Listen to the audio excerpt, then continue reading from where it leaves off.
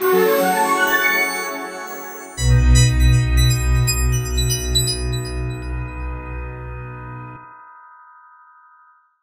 Matthew Krevat, and I am a husband, a father, a marketer, an improvisational comedian, and I am an atheist, and I live an openly secular life.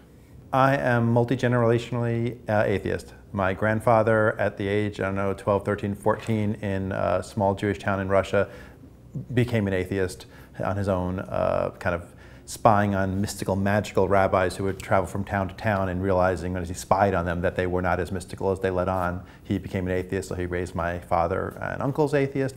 Father raised my brothers and I atheist. I do have a coworker who's fairly religious, who said to me the other day as we were walking out to the car, she kind of stopped me and said, "I have a question for you." And I could tell it's been brewing for a while.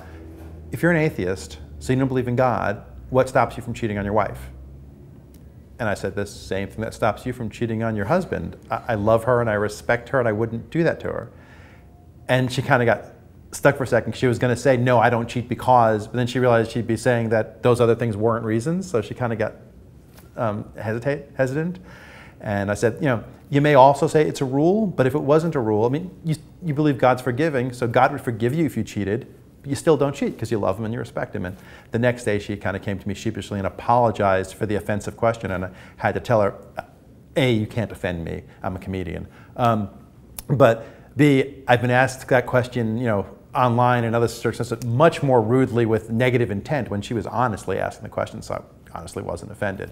But that was the closest, was that, and it was the truth that she just didn't see how I could have morality outside of God.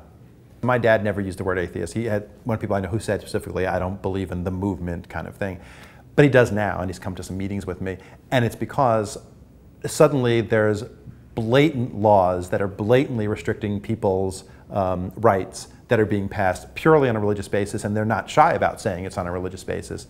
And so the fact that there's something we have to react against, and we do have to react against that, and that's important, makes it more important that we be seen. Because it's easy to discount a group that, you're just the fringe or a small amount of people.